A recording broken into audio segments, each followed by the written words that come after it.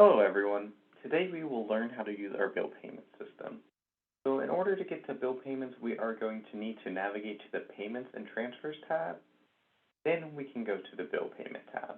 This will open up a new window within online banking that will take you directly to our Bill Pay Center. At the very first page, we are going to have our assigned billers, so payments we've already have set up. To add a new payment, what we will need to do is go to the Add Bill option. We can either select as a company or as a person. We are going to go ahead and select as a person today. We would just need to enter their name, so we can go ahead and enter Jane Doe. We can enter a nickname if we want. You do not have to enter this.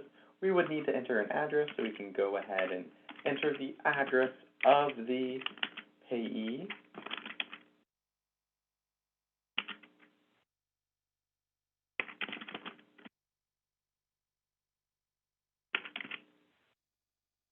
Then we would also need to enter a phone number for the payee.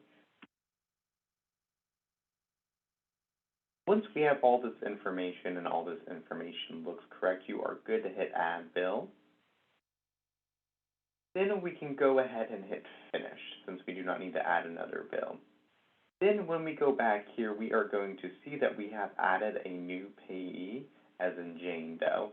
So if we want to start sending funds to her, we can go ahead and click into the name. We can add invoices, in which when you add invoices, it'll bring up to this screen, and you can go ahead and enter an invoice number, the amount of the invoice, and a description if you want.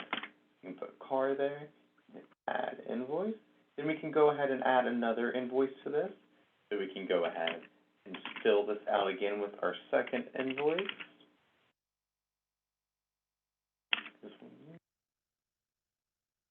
Then, if we're done filling out all the invoices, it's going to calculate the total of invoices in the amount section, and we can hit Save. Once we do that, it is going to update the screen with the amount that they are sending and choose a pay date. You can choose a future pay date. This will choose the next closest date you are able to send funds. Then, once that all looks good, you are good to hit Make Payments. Then you can add a memo, or you can do a check number if you want. So let's say we do 1234 as a check number. Then if that all looks correct, you are good to hit Submit Payments, or you can make further changes to this if this does not look correct. But since we are not submitting, we can go ahead and hit Cancel. We can also go and look at our bill pay history. We can do specific date range. We can go all the way back to 18 months if we want.